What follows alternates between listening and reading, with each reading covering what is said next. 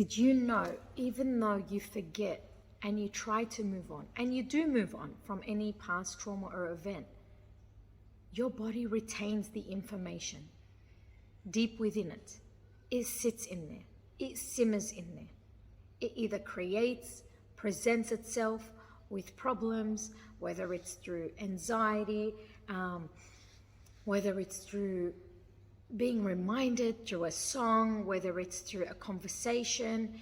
And if you don't understand what's going on, and you're having one of those really unusually bad days, I want you to reflect the year before and the year before that and the year before that and the year before even all of that, and notice if that time something had happened in that particular date, because your body is a reminder to remind you, it's there to remind you that something had occurred.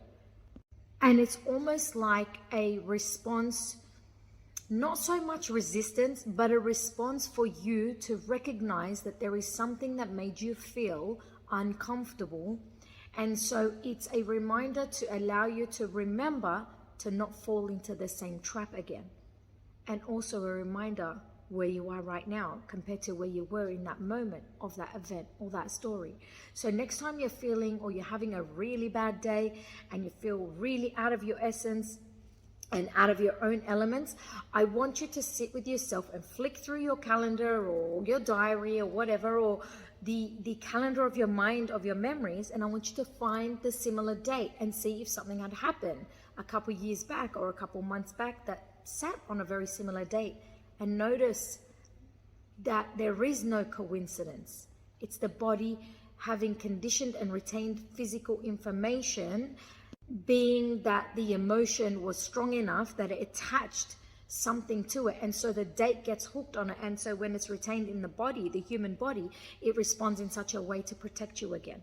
So the ambulance of the physical body, the sirens, start to go off as a reminder that we need to keep you safe. And so certainty wants to come up, but then uncertainty jumps in, because that's the survival aspect and the survival mode. And then here you are going through panic, feeling down, sad, angry, whatever it may be, that you had felt that emotion in that particular event, and it starts to resurface itself more so like an emotional protection. Not a blockage, it's just a protection. Even though you might have moved past the trauma, you've dealt with the trauma, you've confronted the trauma, but it still somehow sits in some part of your cellular body. It needs anywhere between 1 to 5 years to completely expel itself outside of you, where it's fully healed and that area has formed into and has reformed into a state of inner peace.